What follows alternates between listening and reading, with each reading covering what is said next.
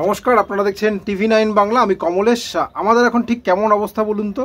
ওই পুজোর ছুটির আগে একটা পরীক্ষা, মানে আমরা এরকমই দিয়ে এসেছি যখন হয়েছে হাফ ইয়ারলি পরীক্ষা।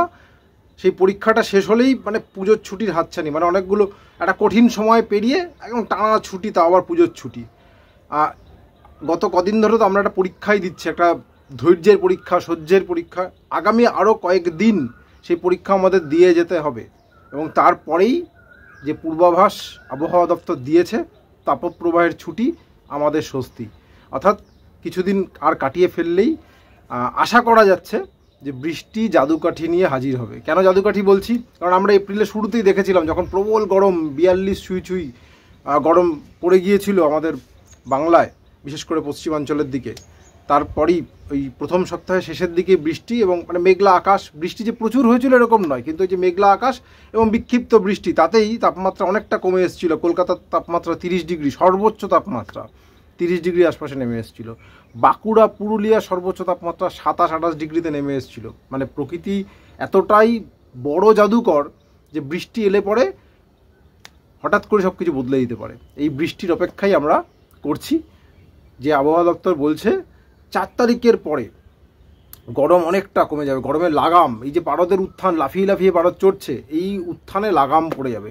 এবং আশা করা হচ্ছে রবিবার মানে 5 তারিখ বা তারপরে বৃষ্টির সম্ভাবনা, মানে উজ্জ্বল সম্ভাবনা তৈরি হচ্ছে।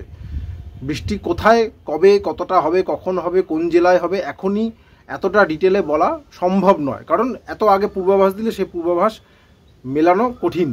কিন্তু বৃষ্টির সম্ভাবনা দক্ষিণবঙ্গে যে উজ্জ্বল হচ্ছে, এই সম্ভাবনা, এই ইঙ্গিত আবহবিদরা পেয়েছেন। সেখান থেকেই একটা কিউ নিয়ে শেয়ার করেছেন এই সুখবর যে এই যে প্রবল তাপপ্রবাহ প্রায় 18টা জেলা জুড়ে চলছে, এই তাপপ্রবাহের ছুটি খুব তাড়াতাড়ি হতে চলেছে। কবে হবে, আপাতত কী হবে সেটা আগে বলে নিই, কারণ ভালো খবরের আগে তো একটু খারাপ খবরও আছে।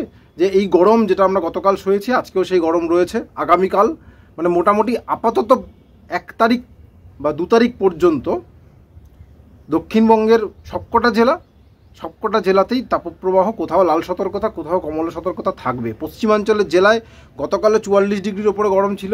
আগামী 2 থেকে 3 দিনও এইরকমই 43-44 ডিগ্রির আশপাশেই বাঁকুড়া, কলাইকুণ্ডা, পানাগড়, যেখানেই যাক কথা বলি, এরকমই থাকবে। কলকাতার তাপমাত্রা 41 ডিগ্রির আশপাশেই থাকবে, খুব একটা পরিবর্তন হওয়ার সম্ভাবনা নেই। ওই যেটা বললাম, 4 তারিখের পর থেকে গরম আস্তে আস্তে কমবে, রেহাই পাওয়ার একটা পরিস্থিতি তৈরি হবে এবং 5 তারিখ 6 তারিখ নাগাদ বৃষ্টির সম্ভাবনা এক্স্যাক্টলি কোথায় কবে হবে আমরা নিশ্চয়ই আপনাদের সঙ্গে শেয়ার করতে পারবো খুব তাড়াতাড়ি।